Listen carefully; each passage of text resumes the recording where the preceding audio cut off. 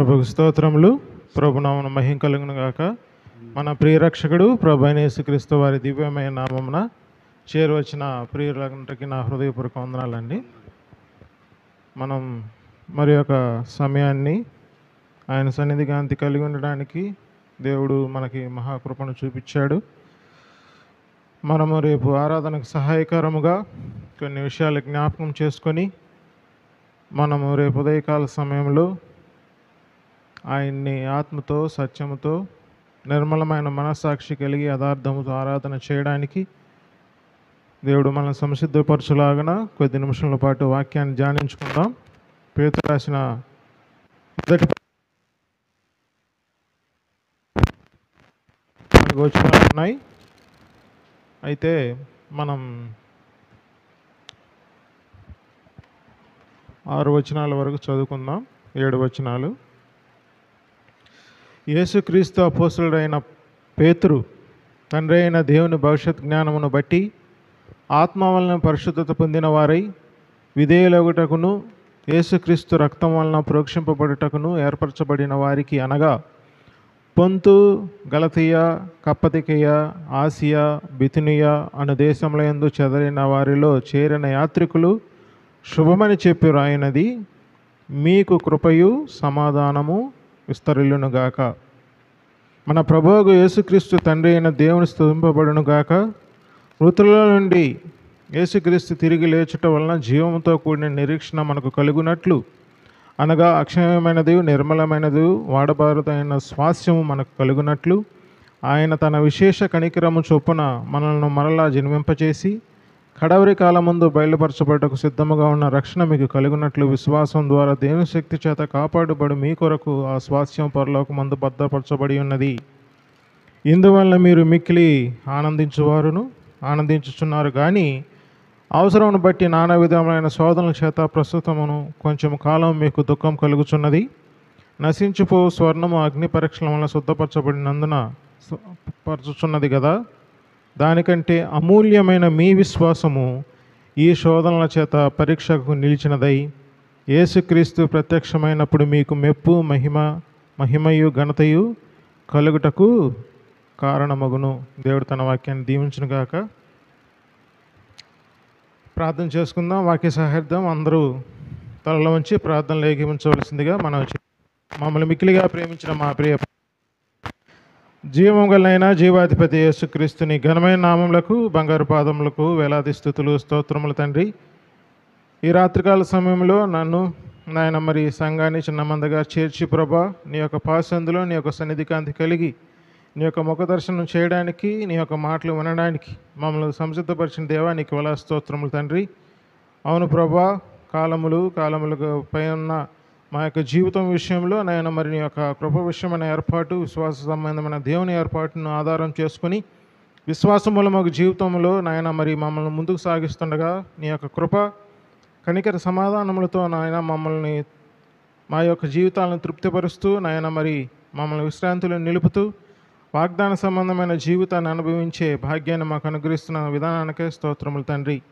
కొద్ది నిమిషాల పాటు నీ యొక్క వాక్య ధ్యానాంశాలు ఉంటుండగా ఆత్మ నడుపు ఆర్పు సంచారంతో మీరే వాక్యాన్ని మీరు అనుగ్రహించమని నాయన మరి వినగల చెవి, గ్రహించగల మనసును నాయన రేపు ఉదయకాల సమయంలో నీ సన్నిధానంలో నిర్మలమైన మనస్సాక్షితో నిన్ను ఆరాధించే భాగ్యాన్ని, కృపను మాకు అనుగ్రహించమని మీరే మహిమ ఘనత ప్రభావం పొందమని నీ దాసుని సిలుచాటును మరుగుపరుచుకోమని ప్రభు యేసుక్రీస్తు నామమున అతి వినయంగా విడి ప్రార్థన చేయుచున్నాము తండ్రి.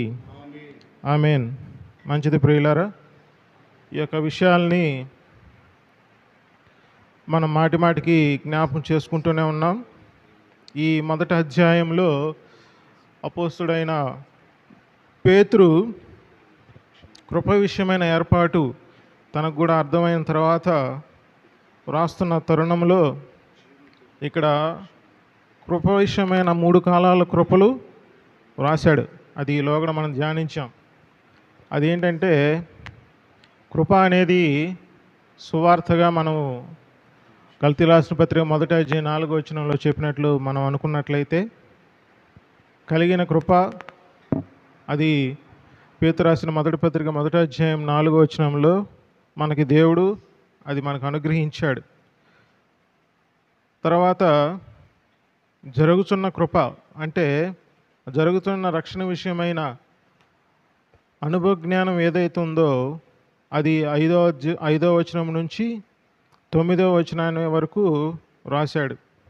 ఆ తర్వాత 13వ వచనంలో మనకు తేబడు కృప విషయమై క్రీస్తు యేసు ప్రత్యక్షమైనప్పుడు మనకు తేబడు కృప విషయమైన సంపూర్ణ నిరీక్ష కలిగి ఉండడని 3 రక్షణల విషయమైన కృపలు.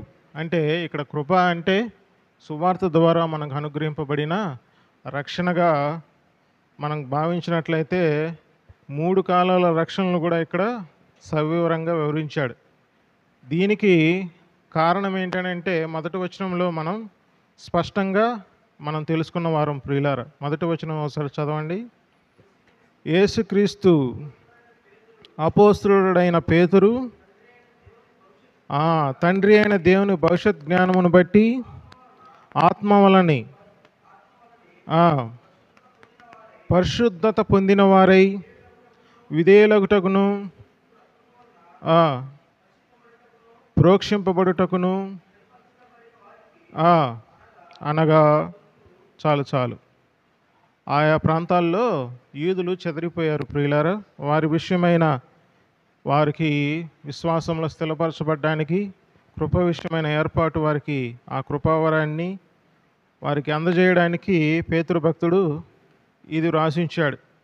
దీంట్లో మొట్టమొదటి మనం గమనించినట్లయితే భవిష్యత్ జ్ఞానమును బట్టి అంటే దేవుని యొక్క ప్రణాళికను బట్టి మనకు అనుగ్రహింపబడిన రక్షణ ప్రియులారా. అది ఎలా కలిగింది అన్నాడు, ఆత్మ వలని పరిశుద్ధత పొందిన వారై విధేయులగుటకు అని. అంటే మనకు పరిశుద్ధత ఏ రీతిగా కలిగింది? ఆత్మ వలన పరిశుద్ధత కలిగింది. ఈ పరిశుద్ధత స్థితి అంటారా లేకపోతే విశ్వాస జీవితంలో పొందే పరిశుద్ధత అంటారా? చెప్పండి. మనం గతకాలం ధ్యానించాం. కొలస్సీయుల రాసిన పత్రిక 1వ అధ్యాయం 1వ వచనం కానీ, లేకపోతే ఎఫెసీయుల రాసిన పత్రిక 1వ అధ్యాయం 1వ వచనం కానీ, కొరింథీయులకు రాసిన 1వ పత్రిక 1వ అధ్యాయం 1వ వచనంలో కానీ అక్కడ క్రీస్తు యేసునందు పరిశుద్ధులకు లేదా క్రీస్తు యేసునందు విశ్వాసులకు అని అంటున్నాడు. అక్కడ ఏమని చెప్పుకున్నాం మనం? పరిశుద్ధత అంటే మనకు కలిగిన స్థితి. మనకి దేవుడు ఆత్మ వలన పరిశుద్ధత అనుగ్రహించాడు కాబట్టి మనం పరిశుద్ధులుగా పిలువబడుతున్నాం ప్రియులారా. అలాగనే దేవుడు ఆయన భవిష్యత్ జ్ఞానం బట్టి ఆత్మ వలన పరిశుద్ధత పొందిన వారై అని అంటే ఇక్కడ మనం దేవుడు మనకు అనుగ్రహించిన స్థితి ప్రియులారా. మరి పరిశుద్ధులుగా ఉండడానికి దేవుడు మనల్ని పిలిచాడు కదా. మనం గతకాలం యొక్క వాక్యాన్ని కంటిన్యూషన్ చెప్పుకుంటున్నాం. మనము విశ్వాసమందు నిలిచిన వారమై విశ్రాంతిలో ప్రవేశించి కృపలో ఉన్న వారికి ఏమి కలుగాలంటే పరిశుద్ధత కలగాలి ప్రియులారా. పరిశుద్ధత ఎందుకు కలగానంటే ఇదే ఇక్కడ 14వ వచనం మనం గమనించినట్లయితే ఒకసారి చూడండి.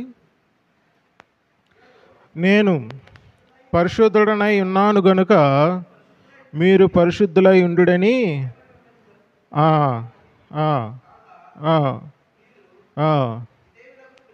చాలు అంటే ఇక్కడ ఎవరు రాశారు? ఇక్కడ నేను పరిశుద్ధుడనై ఉన్నాను గనుక అని ఎవరు చెప్తున్నారు?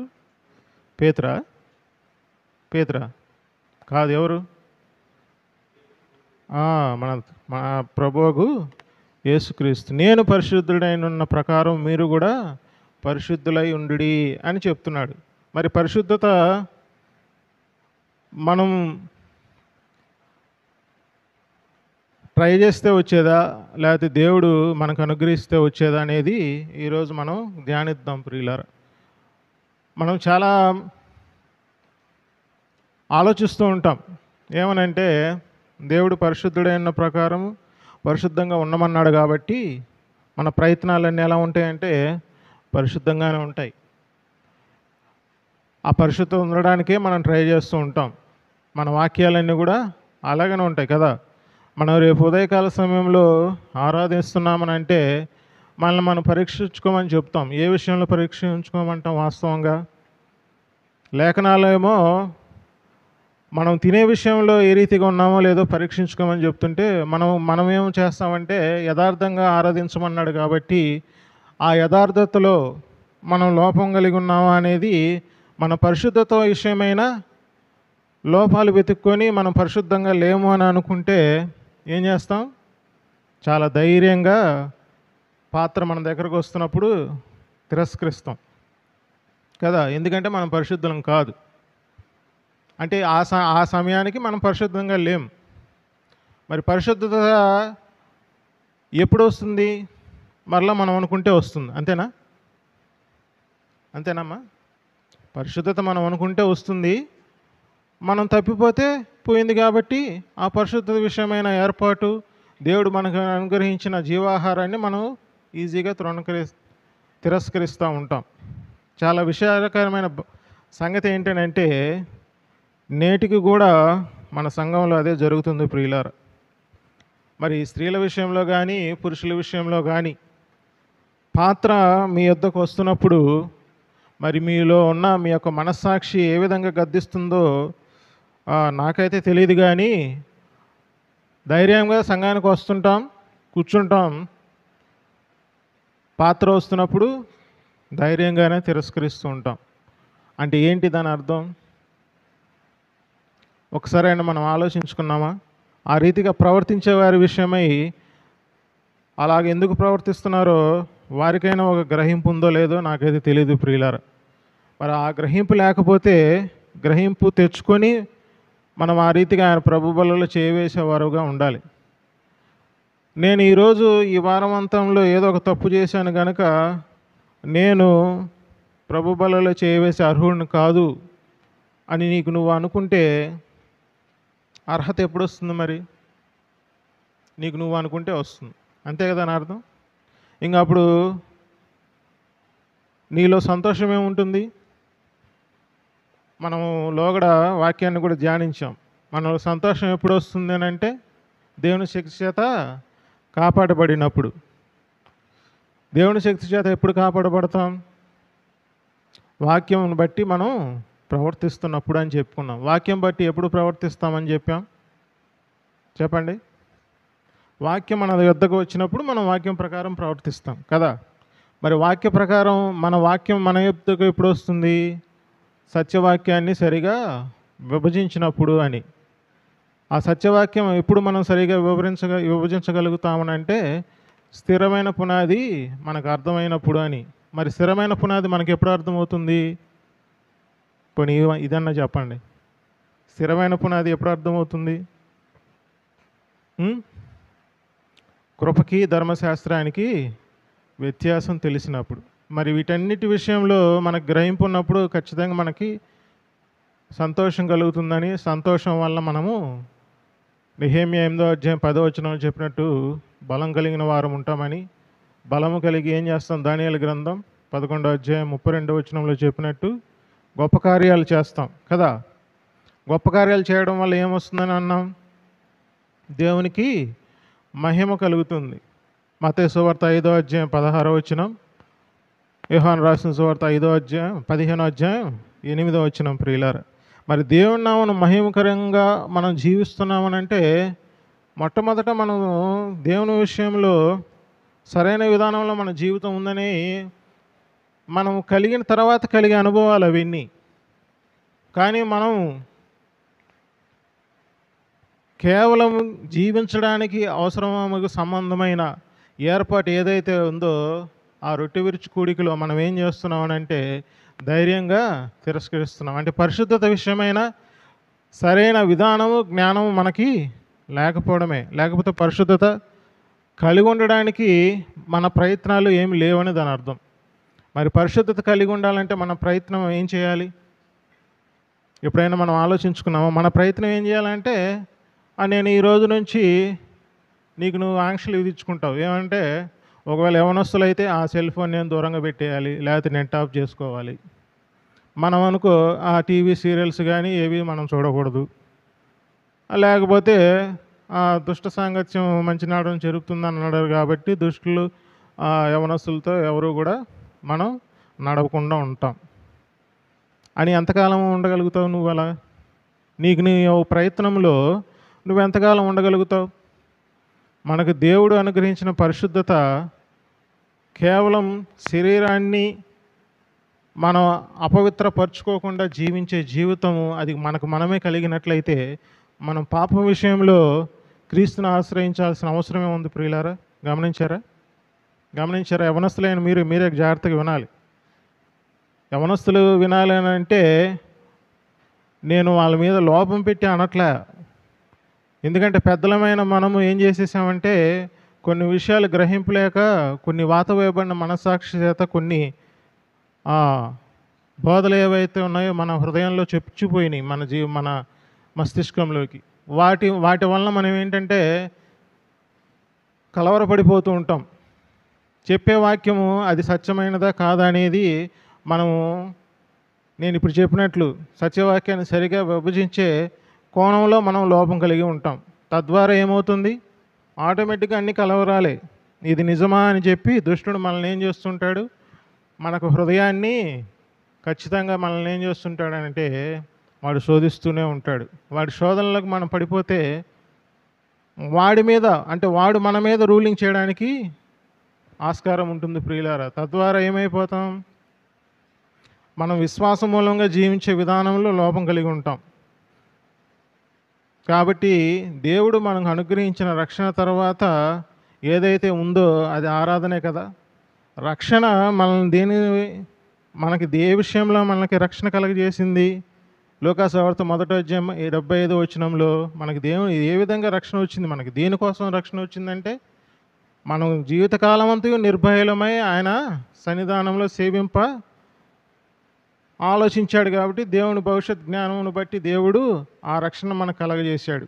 మన జీవితకాలం అంతా మనం ఆరాధించాలని అంటే మొదట మన రక్షణ విషయంలో మనం లోపం కలిగిన వారంగా ఉన్నాం అనుకోండి, అంటే అవగాహన విషయం లోపం కలిగిన వారం అనుకోండి, మనకి ఏదైతే ఒక దేశం నుంచి ఇంకొక దేశానికి వెళ్ళడానికి వీసా పాస్పోర్ట్ ఏ రీతికి అయితే అవసరమైనదో ఆ రెండు కలిగి ఉంటాం. కానీ వెళ్ళే విషయంలో అవగాహన లోపం కలిగి ఉంటాం. అంటే వెళ్ళి అక్కడ జీవించాల్సిన విషయంలో మనం లోపం కలిగి ఉంటాం. అంటే దేవుని రాజ్యాన్ని స్వతంత్రించుకోవడానికి లోపం కలిగి ఉంటాం. దానికి మొట్టమొదట మనం పెట్టుకున్న బేరేజ్ ఏంటంటే ఈ పరిశుద్ధత ప్రియులారా. పరిశుద్ధంగా నేను లేను కాబట్టి నేను అనర్హుడను, అంటే పరిశుద్ధంగా లేవు కాబట్టి అర్హుడుగా ఉన్నామనే బోధలు ఎవరు చేయరండి. మనం పరిశుద్ధత ఎలా ఉండాలనే విధానం మనం నేర్చుకుంటే ఆ పరిశుద్ధతని ఎలా అది ఫలించాలో, అంటే అది పరిశుద్ధత అనేది ఫలము కాబట్టి అది ఎలా ఫలించాలో మనం నేర్చుకుంటే మనం జీవించే విషయంలో మన జీవితకాలం అంతా సేవించే విషయంలో లోపం కలిగిన వారముగా కాకుండా లోపం లేని వారముగా ఉంటాం ప్రియులారా. మరి మనం ఈ యొక్క పరిశుద్ధత అనేది స్థితి అయినప్పుడు 14వ వచనం మనం గమనించినట్లయితే ఈ పరిశుద్ధత కలిగి ఉండాలంటే అది జీవించే విధానానికే కదా. దేవుడు మనల్ని పరిశుద్ధులుగా చేశాడు. నేను పరిశుద్ధులనే ఉన్న ప్రకారం మీరు కూడా ఏమన్నాడు? పరిశుద్ధులుగా ఉండమన్నాడు. ఎలాగ ఉండాలి మనం? అదే సమస్య. పరిశుద్ధంగా ఉండమన్నాడంటే ఏ విషయంలో పరిశుద్ధత? ఖచ్చితంగా మనం ఏమైపోతాం? మన శరీర విషయంలో మనం ఆలోచించుకుంటూ ఉంటాం. మరి శరీర విషయంలో ఆలోచించుకున్నప్పుడు మన పరిశుద్ధత దేవుడు కోరుకునే పరిశుద్ధతేనా? ఈ శరీరం శరీరం అన్నారు? రోమీయులకు రాసిన పత్రిక 6వ అధ్యాయం 12వ వచనంలో మనం చావునకు లోనైన శరీరంలో ఉన్నాం. కానీ దేవుడు కొరింథీయులకు రాసిన మొదటి పత్రిక 6వ అధ్యాయంలో మనం 5 నుంచి గమనించినట్లయితే 6వ అధ్యాయం క్లియర్గా చెప్తున్నాడు. ఏమని? మన దేహం దేనికి ఆలయమై ఉంది? దేహం ఉందా శరీరం ఉందని అన్నాడు అక్కడ. దేహం ఉంది ప్రియులారా. శరీరం అంటే రక్తమాంసములు అని మనం ఇదివరకు మనం ధ్యానించాం. దేహం అంటే దేవుడు ఆలయముగా, అంటే తన పరిశుద్ధాత్మ దేవుడు మన ఆత్మ రెండు నివాసమున్న దేహము ప్రియులారా. అది దేవుడు. దేహ విమోచన అంటే ఈ సావునకులైన శరీరం ఏదైతే మనం విడిచిపెడతామో మనలో ఉన్న దేహం ఏమవుతుందంటే అది మహిమ స్వతంత్రించుకుంటుంది. మహిమను ఆపాదించుకొని రేపు ఆయన సన్నిధానానికి వెళుతుంది. కాబట్టి ఇక్కడ 2 విషయాలు మనం జ్ఞాపకం చేసుకోవాలి. మనము దశలో రాసిన మొదటి పత్రిక 5వ అధ్యాయంలో చెప్పినట్లు మనము ఎన్ని రకాలుగా ఉన్నాం? శరీరము చెప్పాలి, మనస్సు, ఆత్మ ప్రియులారా. అంటే శరీరము వేరు, మనస్సు అంటే మనస్సు జీవించే విధానం వేరు, లోపల ఉన్న ఆత్మ వేరు ప్రియులారా. మన ఆత్మతో దేవుని ఆత్మ ఐక్యమై ఉంది కాబట్టి మన దేహం ఏమై ఉన్నది? దేవునికి ఆలయమై ఉన్నది. కానీ జారత్వం విషయంలో మరి దేహానికి ఎందుకు చెప్పాడు? అర్థమైందా మీకు? జారత్వం అనేది శరీరంతో చేసేది, కానీ దేవునికి దేహానికి ఆలయమై ఉంది అంటున్నాడు. కానీ దేహము విషయంలో జారత్వం అనేది మీరు జోలికి వెళ్ళొద్దు అంటున్నాడు. అక్కడ జారత్వం అనేది ఎందుకు ఉపయోగించాల్సి వచ్చిందని అంటే 5వ అధ్యాయం మొదటి వచనంలో ఒకడేం చేస్తున్నాడు? జారత్వం చేస్తున్నాడు. జారత్వం అనేది ఎవరైనా సరే ఆ పని జరిగిస్తూ ఉన్నప్పుడు ఆ జారత్వం విషయంలో నువ్వు ఎవరితో చేస్తున్నావో వారితో ఏక శరీరం గలివాడివిగా ఉంటావు. అంటే ఆ విషయంలో నువ్వు అంటే జీవించే విషయంలో లేకపోతే దేవుని సంబంధమైన జీవితం విషయంలో పాలువారు అవ్వాలంటే మనము అదే కొరింథీయులకు రాసిన పత్రిక మొదటి కొరింథీయులకు రాసిన పత్రిక 6వ అధ్యాయం 16వ వచనం 10వ అధ్యాయం 16వ వచనంలో ఏం చెప్పుకున్నాం? మనం పాలు పంచుకుంటున్నామనంటే ఆయనతో ఐక్యం కలిగిన వారమని అంటున్నాం. అంటే మనం ఐక్యం కలగాల్సింది దేహముతో, క్రీస్తుతో ప్రియులారా, అంతేగాని జారులతోనూ జారత్వం చేసే పరిస్థితితో కాదు. అంటే ఈ యొక్క మీరు జాగ్రత్తగా అర్థం చేసుకోండి. మన యొక్క ఆత్మ దేవుని విషయంలో పవిత్రంగానే ఉంది. ఎందుకంటే దేవుడు మనల్ని ఇప్పుడు మనం చెప్పినట్టు ఆత్మ వలన మనం పరిశుద్ధులమయ్యాం. అది పోయేది కాదు ప్రియులారా. కానీ మన మనసులో అంటే మన హృదయంలో వచ్చే తలంపు మన దేహాన్ని ఏం చేస్తుంది? చెడగొడుతుంది. మరి ఆ దేహంతో మనం చేసే పనుల వల్ల దేహం అపవిత్రం అవుతుందని అంటే అది మన యొక్క ఆలోచన ద్వారా అన్నప్పుడు నియంత్రణ ఎక్కడ కలగాలి? ఆలోచనలో కలగాలి. మరి ఆలోచనలో నియంత్రణ కలగాలంటే మనం అనుకుంటే సరిపోతుందా? చెప్పండి. మనము అనుకుంటే సరిపోతుందా? అది ఎట్టి పరిస్థితుల్లోనూ కాదు ప్రియులారా. అసలు వాస్తవంగా పరిశుద్ధత అనేది మనకు ఎలా కలుగుతుందో తెలిస్తే మనం ఆ విషయంలో ఆలోచనలో మనం ఏమవుతాం? సఫలం అవుతాం. ఫలం కలిగి మనము ఆ పరిశుద్ధత అనే ఫలాన్ని మనం ఫలించగలుగుతాం. మొట్టమొదట అది పరిశుద్ధత అనేది మనం పెట్టుకునే ఎఫర్ట్ కాదు, అదొక ఫలం. అంటే ఫ్రూట్ అనేది శాంటిఫికేషన్ ఈజ్ ద ఫ్రూట్ ప్రియులారా. అంటే ఫలము అంటే అది మనకు కలిగేది. అది ఎలా కలుగుతుందని అంటే విశ్వాసం ద్వారా దేహమందు కలిగే ఫలమే పరిశుద్ధత. అది మనకు మొట్టమొదట అనుగ్రహింపబడిన వరము ప్రియులారా. అది కృపావరం. అవునా కదా? రోమీయులకు రాసిన పత్రిక 6వ అధ్యాయం 22వ వచనం చూడండి ఒకసారి. రోమీయులకు రాసిన పత్రిక 6వ అధ్యాయం 22వ వచనం. అయినను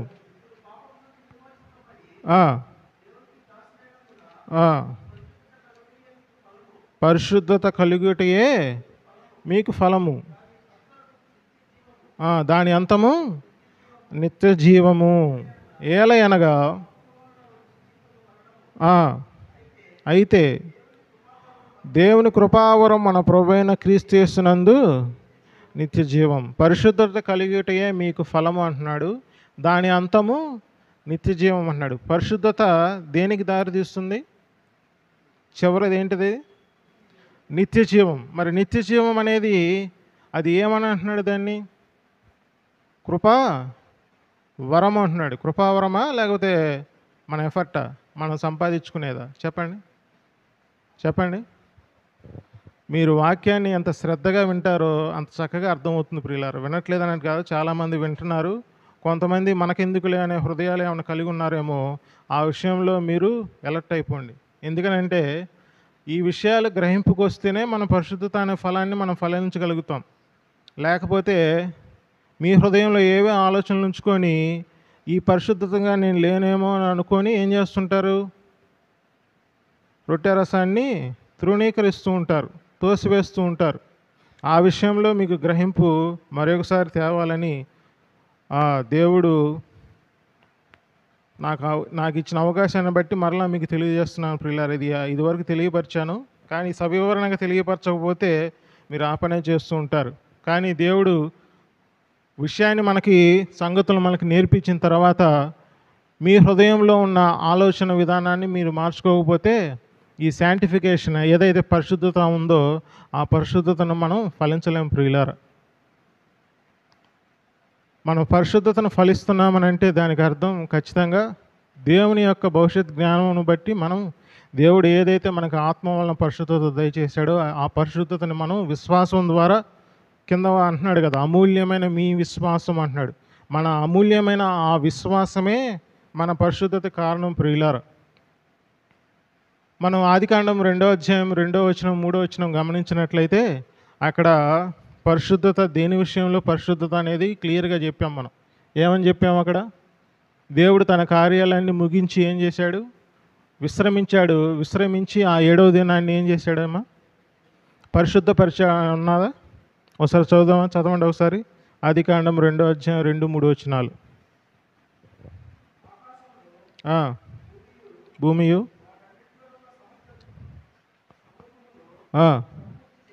సంపూర్తి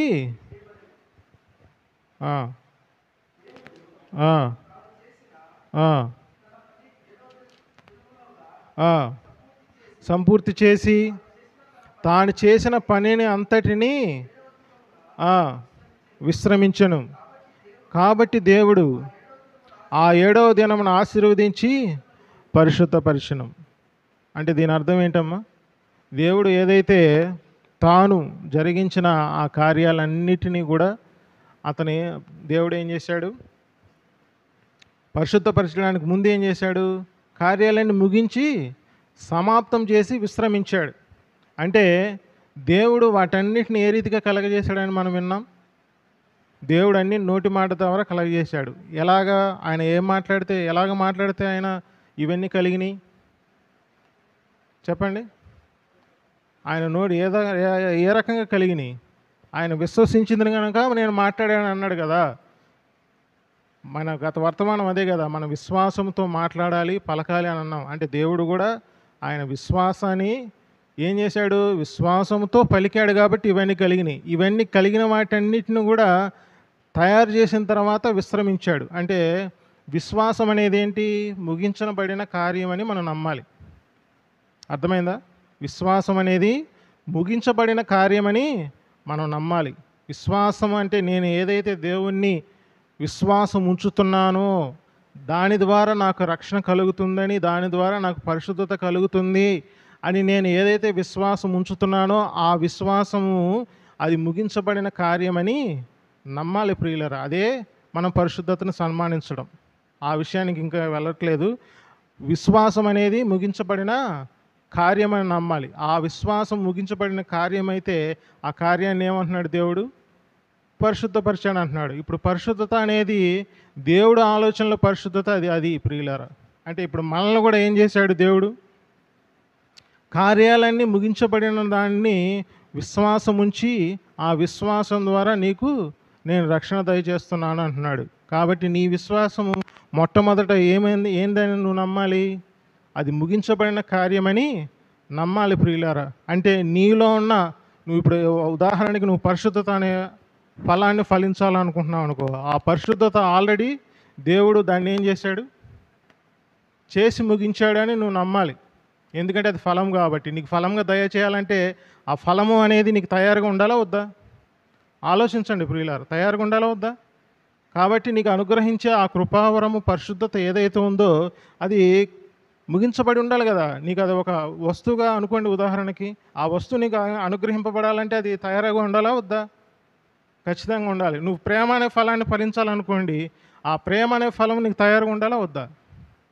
అది కూడా ప్రేమ కూడా ఆత్మఫలమే కదా. మనం ఫలించేది అంటే మనముగా ఒకరిని 10 మందిని 10 రకాలుగా ప్రేమించి నాకు ప్రేమ అనే ఫలం ఉందని అంటే అది ఎంత మాత్రము దేవుడు మనకు అనుగ్రహించిన ప్రేమ కాదు ప్రియులారా. నువ్వు విశ్వాసం బట్టి కాకుండా ఫిలియో ప్రేమ అంటారు. అంటే నువ్వు శారీరకంగా నీకు అతను బట్టి నీకున్న ఎఫెక్షన్ కావచ్చు, లేకపోతే అతనికి ఏదైనా సాయం చేస్తే పొందే ప్రేమ కావచ్చు.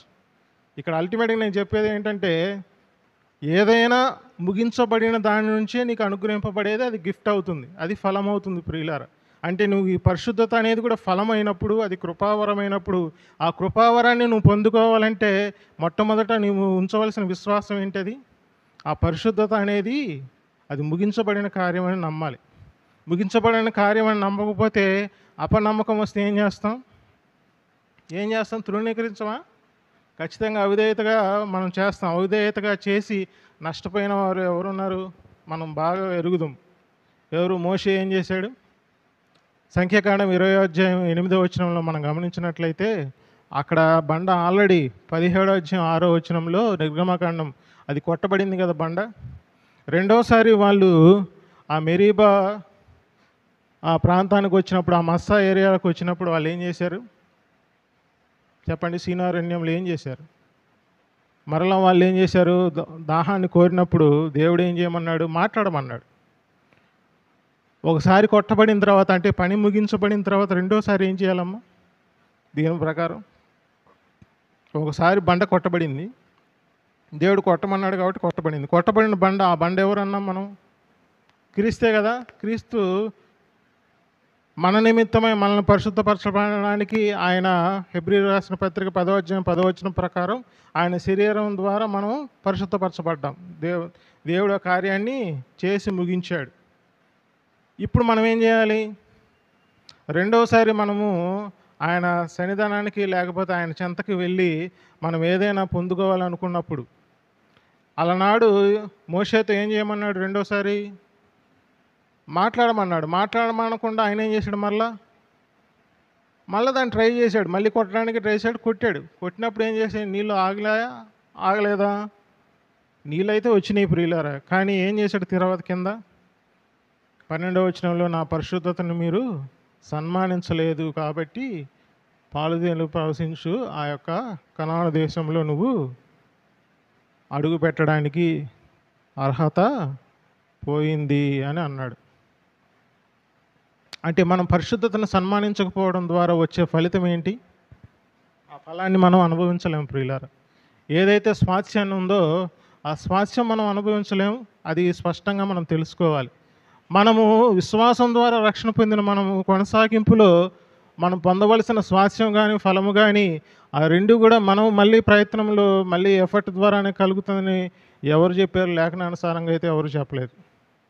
కానీ మనం తెలియక ఏం చేస్తున్నాం అంటే అవగాహన లోపంతో, లేకపోతే కేవలం ఏంటంటే మన హృదయం కాఠిన్యం చేత, తిరుగుబాటుతో దేవుని యొక్క విశ్రాంతిలో మనం ప్రవేశించలేకపోతున్నాం ప్రియులారా. అంటే దేవుడు విశ్రమించాడంటే విశ్రాంతి, అంటే విశ్వాసం ద్వారా విశ్రాంతి అని అనుకున్నాం కదా.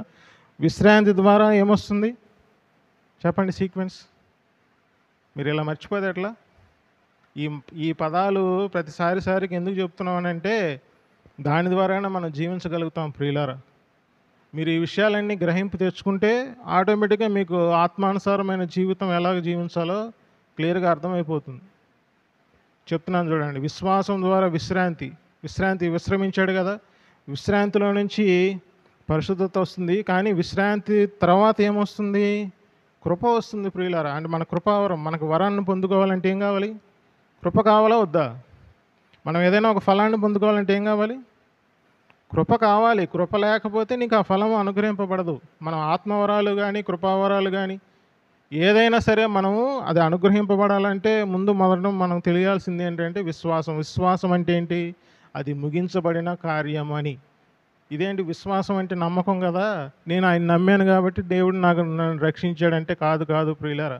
విశ్వాసం కేవలం అది ఊరికే మనకు అవగాహన వల్ల అది చెప్పబడింది. హృదయంలో విశ్వాసం ఉంచడం అంటే అది ముగించబడిన కార్యం అని మనం నమ్మకపోతే ఈ పరిశుద్ధత అనే యొక్క ఫలాన్ని మనం ఫలించలేం. ఎందుకంటే ఆ విషయంలోనే మనం లోపం కలిగిన వారం ఉన్నాం కాబట్టి మనం సారికి ఏం చేస్తుంటాం? పడిపోతుంటాం, లేస్తుంటాం, దూరం అయిపోతుంటే దేవుడు క్షమిస్తాడులే అనుకుంటాడు. మనం ఆటోమేటిక్గా మళ్ళీ ఈరోజు క్షమించాడని చెప్పి మరలా ఆయన సన్నిధానంలో ఆరాధన చేస్తూ ఉంటాం. అయితే దేవుడు కోరిన యథార్థత అయితే అది కాదు ప్రియులారా. ఎవరైతే కృపను పొందుకుంటారో వారే యథార్థంగా ఉంటారు. ఆ విషయంలో మనం ఆదికాండం 6:8 కూడా మనం నోవహు కృప పొందినవాడయ్యాడు కాబట్టే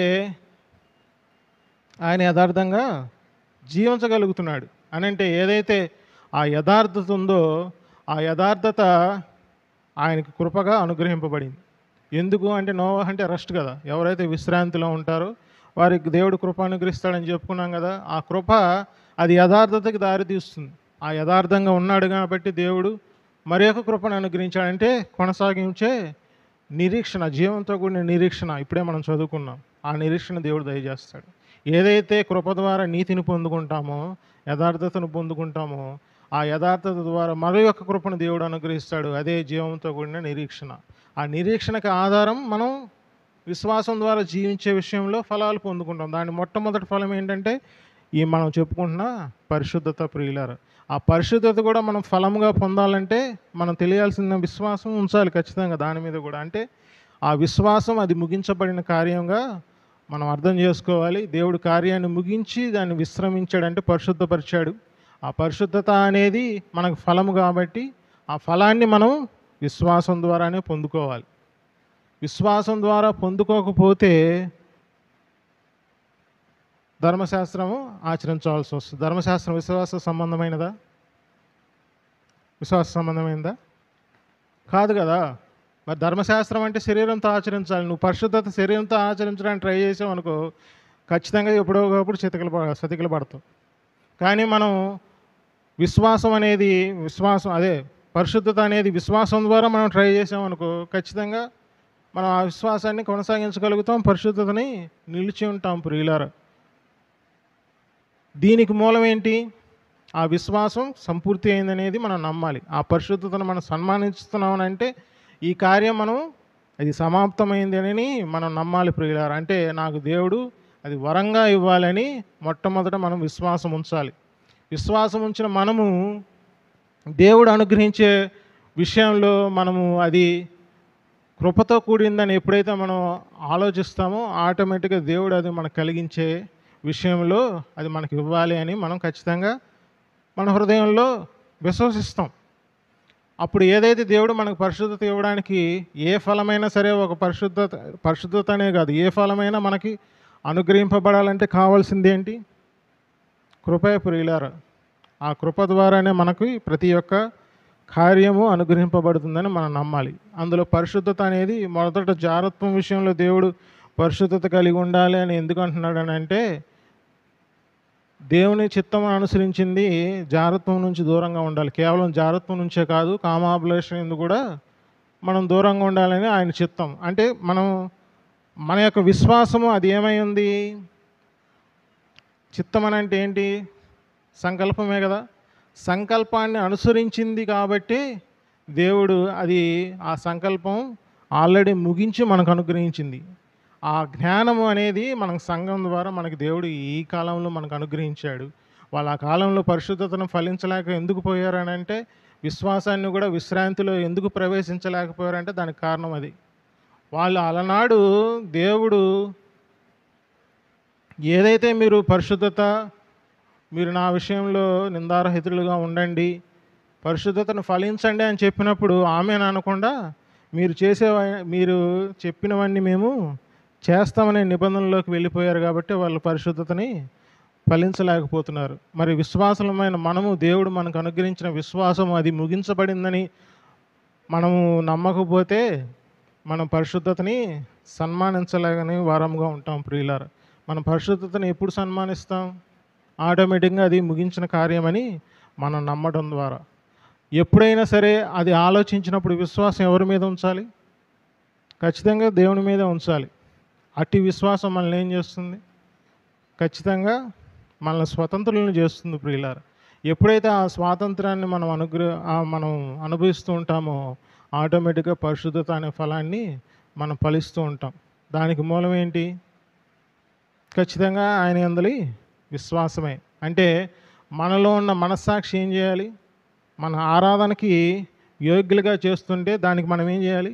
ఆ పరిశుద్ధతకి విధేయులం అవ్వాలి ప్రియులారా.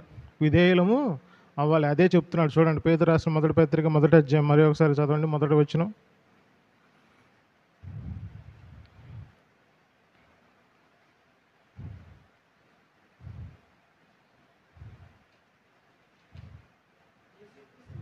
ఆ. ఉమ్. జ్ఞానమును బట్టి ఉమ్.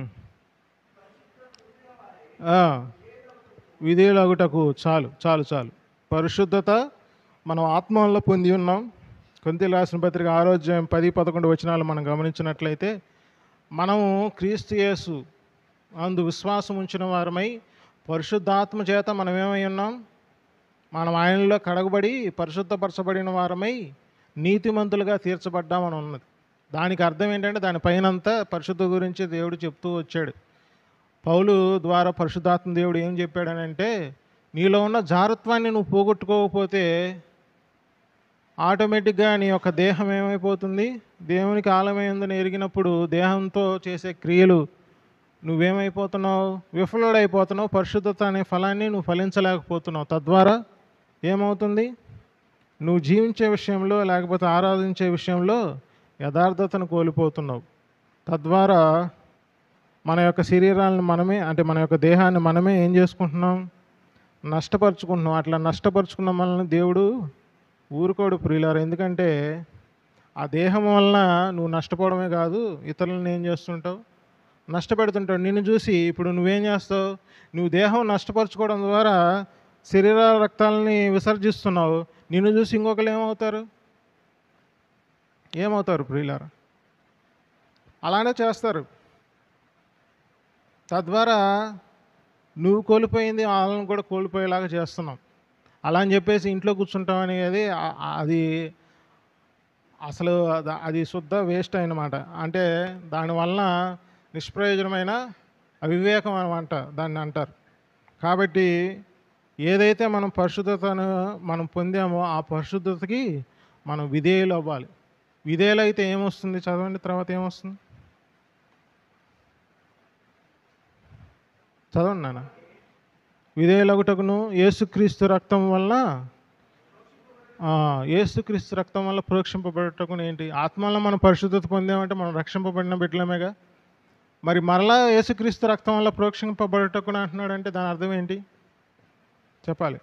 రక్త ప్రోక్షణ ఎప్పుడు అవసరం? ఆలోచించారు ఎప్పుడైనా? మీకు చెప్తే గుర్తు వస్తుంది ఖచ్చితంగా. హెబ్రీయులకు రాసిన పత్రిక 9వ అధ్యాయం 14వ వచనం ఏమని ఉంది? మనకు నిర్మలమైన మనస్సాక్షి లేకపోతే మంచి మనస్సాక్షి కలగాలంటే నిర్జీవ క్రియలను విడిచి జీవం గల దేవుణ్ణి సేవించాలంటే ఏమని అక్కడ ఉంది? క్రీస్తు రక్తం వల్లనే కదా.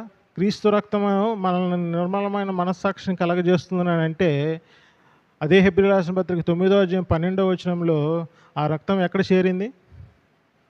దేవుని సన్నిధానానికి ఆయన సగమునకు ఆయన ఎదుట చేరింది ప్రియులారా. ఆ రక్తము మనల్ని ఏం చేస్తుంది? మనల్ని నిర్మలమైన మనస్సాక్షిని ఇవ్వడానికి ఇప్పుడు చెప్పినట్టు ఆ రక్తం వలన మనం పురోక్షింపబడుతున్నాం. అంటే ఆత్మ వలన పరిశుద్ధత పొందిన మనము విధేయులయ్యాం. విధేయత చూపించడం ద్వారా మన యొక్క మనస్సాక్షి ఏమవుతుంది? మన యొక్క మనస్సాక్షి నిర్మలమైన మనస్సాక్షి, మంచి మనస్సాక్షికి మూలము ఆయన క్రీస్తు రక్తం. అంటే మన విధేయత దేనికి దారి చేస్తుంది ఇప్పుడు చెప్పండి? మనం మొదట ఆత్మ వలన పరిశుద్ధత పొందామనే విషయంలో మనం ఆ పని ముగించబడిందని మనం నమ్మినట్లయితే మనం పరిశుద్ధత అనే ఫలము ఫలించడానికి మన యొక్క మనస్సాక్షి శుద్ధి చేయబడుతుందంటే ఆటోమేటిక్గా మనం క్రీస్తు యేసుని ఎదుట ఆయన్ని ధైర్యముగా ఆయన్ని సేవించడానికి రెడీ అవుతున్నామనంటే మనం పరిశుద్ధత అనే ఫలాన్ని ఇండైరెక్ట్గా ఫలిస్తున్నామా లేదా? ఫలిస్తున్నామా? ఇది దీంట్లో మనం కలిగిన ఎఫర్ట్ ఏమైనా ఉందా? నువ్వు పరిశుద్ధంగా జీవించు అనే విషయంలో సాతాను కుయికితే ప్రియులారు అది. కాబట్టి మీకు అర్థమైందని నేను అనుకుంటున్నా. మనం ఎప్పుడైతే యేసుక్రీస్తు ప్రోక్షణ రక్తం మనకు ఉపయోగపడుతుందో ఆటోమేటిక్గా నిర్జీవ క్రియలను విడిచి జీవంగల దేవుని సేవించడానికి మన యొక్క మనస్సాక్షి కడగబడుతుంది. ఆ కడగబడేదానికి అవసరమగు రక్తం ఎక్కడుంది? విశ్రమించిన చోట ఉంది ప్రియులారా. కాబట్టి మనం ముగించబడిన కార్యం అక్కడ ఉంది అని నమ్మితేనే మనం పరిశుద్ధత అనే ఫలం ఇక్కడ ఫలించగల వారం అవుతాం. తర్వాత చదవండి.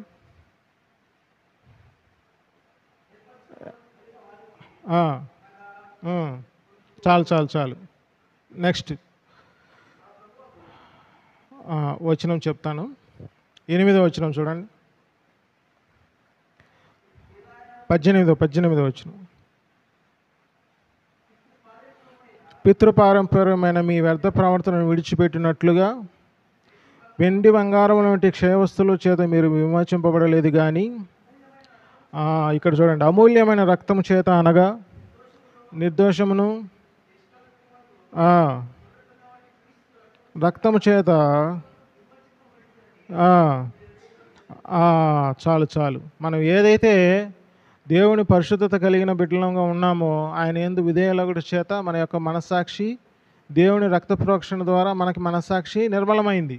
ఆ నిర్మలమైన మనస్సాక్షి ద్వారా ఏమి విసర్జించబడుతున్నాం? నిర్జీవ క్రియలను విడిచేనంటే పితృపారంపర్య ఆచారాలు ఏదైతే ఉన్నాయో అవన్నీ కల్తీ రాసిన పత్రిక 2వ అధ్యాయం 4వ అధ్యాయం 10వ వచనంలో చెప్పినట్లు దినములు మాసములు ఆచారాలు, లేకపోతే హెబ్రీ రాసిన పత్రిక 9వ అధ్యాయం 11వ వచనంలో చెప్పినట్లు శరీరాచారాలు, ఇవన్నీ కూడా మనం ఏం చేస్తాం?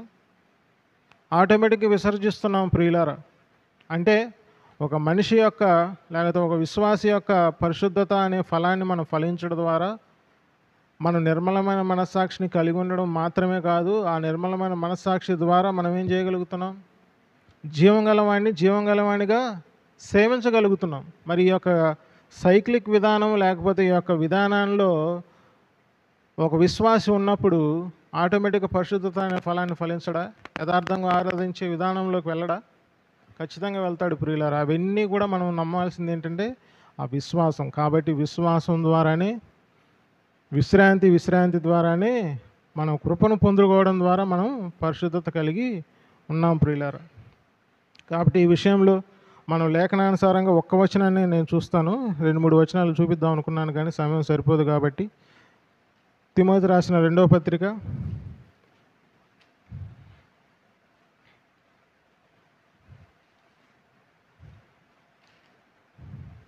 2వ అధ్యాయం 20, 21, 22 వచనాలు చూడండి. వెండి పాత్రలను బంగారు పాత్రలను మాత్రమే గాక కర్రవియు మంటివియు కూడా ఉండును. వాటిలో ఘనహీనతకు ఉపయోగింపబడును. ఎవడైనను వీటిలో చేరక తను తాను పవిత్రపరుచుకునే ఎడల చూడండి, వాడు పరిశుద్ధపరచబడి యజమానుడు వాడుకొనుటకు అర్హమైన ప్రతి సత్కార్యమునకు సిద్ధపరచబడి ఘనత నిమిత్తమైన పాత్ర అయి ఉండును.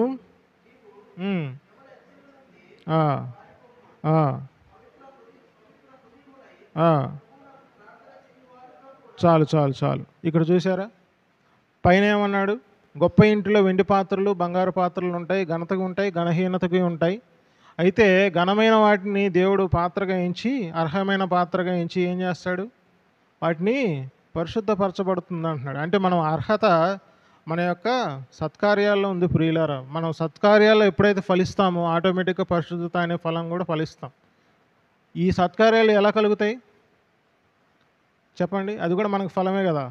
అంటే క్రీస్తు యేసునందు మనకు అన్ని సమస్తము అవి సంపూర్తి అయి ఉన్నాయని నమ్ముటలో కలిగే పరిశుద్ధత ప్రియులారా. దేవుడు మనల్ని అర్హమైన పాత్రగా పరిశుద్ధపరచబడాలంటే మనం చేయవలసింది అదే ప్రియులారా. ఆయన అర్హమైన పాత్రగా మనం ఉన్నామా లేదా అని మనం సరిచూసుకోవాలి. అదే విషయాన్ని తెస్సలోనికీయులకు రాసిన మొదటి పత్రిక 3వ అధ్యాయం 12 నుంచి 4వ అధ్యాయం 1, 2, 3, 4 వచనాల్లో ఉంటుంది. వీలైతే ధ్యానించండి, ఆ విషయాలు కూడా మీకు క్లియర్గా అర్థమవుతాయి. ఇక్కడ 22వ వచనానికి వచ్చేసరికి యవ్వనేచ్ఛల నుంచి పారిపోమ్ము అని అంటున్నాడు. ఇక్కడ పైన అర్హత దేవుడు పరిశుద్ధపరచబడిన తర్వాత మనకు కలిగే స్థితి ఏంటి? మనం ఆటోమేటిక్గా మనం అది ఫలంగా పొందుకున్నప్పుడు ఆటోమేటిక్గా వాటి నుంచి దూరం అయిపోతాం ప్రియులారా. అది మనకు అసహ్యం అవుతుంది. ఖచ్చితంగా ఏదైతే మనము అది రమ్యంగా లేకపోతే అది రుచిగా ఆలోచించి దాన్ని ఆహార్యం చేసుకోవడమో లేకపోతే ఆస్వాదించడమో చేస్తుంటామో, అది ఎప్పుడైతే అది మనకి అర్హతమైనది కాదు అని అనుకున్నప్పుడు ఆటోమేటిక్గా మనం దాన్ని విడిచిపెడతాం ప్రియులారా, పారిపోతాం, దాని నుంచి ఉండం. దాని అర్థం ఏంటంటే మన విశ్వాసాన్ని మనము సంపూర్తి అయిన పనిగా మనం భావించడం వల్ల. అంటే పరిశుద్ధత అనేది నాకు ఫలముగా రావాలి కానీ అది నా ఎఫర్ట్ కాదు అని నువ్వు నమ్మడం ద్వారా. అంటే ఫలముగా వస్తే నువ్వు ఫలముగా రావాలని నీ హృదయంలో నువ్వు అనుకున్నట్లయితే ఖచ్చితంగా ఆ ఫలాన్ని నువ్వు అపేక్షించడానికి ఏం చేస్తావు? దారులు వెతుకుతావు ఖచ్చితంగా. ఆ దారులు వెతికే క్రమంలో ఆ ఫలం ఎలా పొందుతామంటే కృప ద్వారా పొందుతాం. కృప దేని ద్వారా వస్తుందని అంటే లేఖనాలను అనుసరించి మనం ఆయన విషయం యొక్క విశ్వాసాన్ని మనం అభివృద్ధి చేసుకోవడం ద్వారా ప్రియులారా. ఆ అభివృద్ధి చేసుకునే ప్రక్రియలో మనకు ఆటోమేటిక్గా సంతోషం వస్తుంది. అంటే రక్షణ విషయంలో మనం ఏదైతే దేవుడు మన విధేయులొకటి చేత మనకు దేవుడు ఆ మనస్సాక్షిని రక్తం ద్వారా శుద్ధి చేస్తున్నాడు, తద్వారా మనం నిర్జీవ క్రియలను విడిచి జీవం గలవాని దేవుణ్ణి సేవించడానికి మనకి అర్హత కలుగుతుంది. దాని ద్వారానే, అంటే క్రీస్తు రక్తం ద్వారానే మనకు పరిశుద్ధత ఉందని నువ్వు భావించాలి.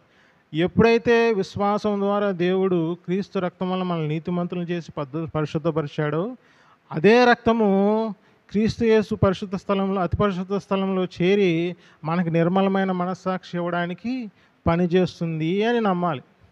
నువ్వు రక్షణకి దేవుని కార్యాన్ని నమ్మినప్పుడు నువ్వు కొనసాగింపుకు కూడా దేవుని కార్యాన్ని నమ్మకపోతే నీకు ఆ పరిశుద్ధత అనే ఫలము, ఆ పరిశుద్ధతనే కాదు ఎటువంటి ఫలం కూడా మనకి ఫలముగా మనం పొందుకోలేము ప్రియులారా. ప్రతి ప్రయత్నాలన్నీ కూడా ఎలా ఉంటాయి, మనం విఫలం అవుతూ ఉంటాం. కాబట్టి దేవుడు అనుగ్రహించే పరిశుద్ధత అది దేవుడు విశ్వాసం బట్టి కలిగిందా లేకపోతే దేవుడు ఇచ్చిన ఆజ్ఞను బట్టి కలిగిందా ప్రియులారా? చెప్పాలి, నోటితో చెప్తే ముగిస్తాను.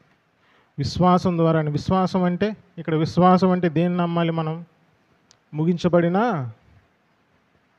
కార్యమని నమ్మాలి. ముగించబడిన కార్యమని నమ్మినప్పుడు ఆటోమేటిక్గా మనం ఆ పరిశుద్ధత అనే ఫలాన్ని మనం ఫలించగలుగుతాం. దేవుడు ఇటు గ్రహింపు మన హృదయాల్లో పెదలపరిచి ఆ వాక్యం ద్వారా మనం జీవించే పరిస్థితి మనల్ని కలుగులాగున ఆ రీతిగా మనం రేపు ఉదయకాల సమయంలో ఆ ప్రోక్షణ రక్తం ద్వారా నా యొక్క మనస్సాక్షి శుద్ధి చేయబడిందని నువ్వు ఈరోజు నమ్మి రేపు ఉదయకాల సమయంలో ఆయన శరీర రక్తాల్లో పాలు పంపులు పొందుతావు. దీంట్లో నీకు అపవిత్రమైనది ఏది నువ్వు ఎంచుకున్నా అది క్రీస్తులో నాకు పవిత్రమైనదని నువ్వు ఎంచుకుంటావు.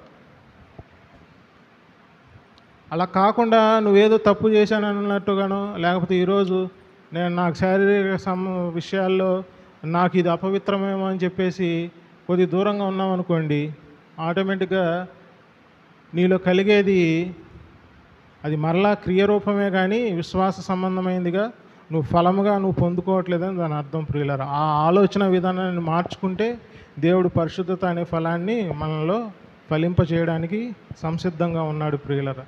కాబట్టి ఆ ఫలాన్ని మనం పొందుకోవడానికి మనము తెలుసుకోవాల్సింది ఏంటంటే విశ్వాసమే. ఆ విశ్వాసం అనేది ముగించబడిన కార్యమని మనం నమ్మాలి ప్రియులారా. కాబట్టి ఇటు తలంపులు దేవుడు మన యొక్క వినికిడిలో ఫలింపజేయను గాక. దేవుడు తన వాక్యాన్ని దీవించును గాక.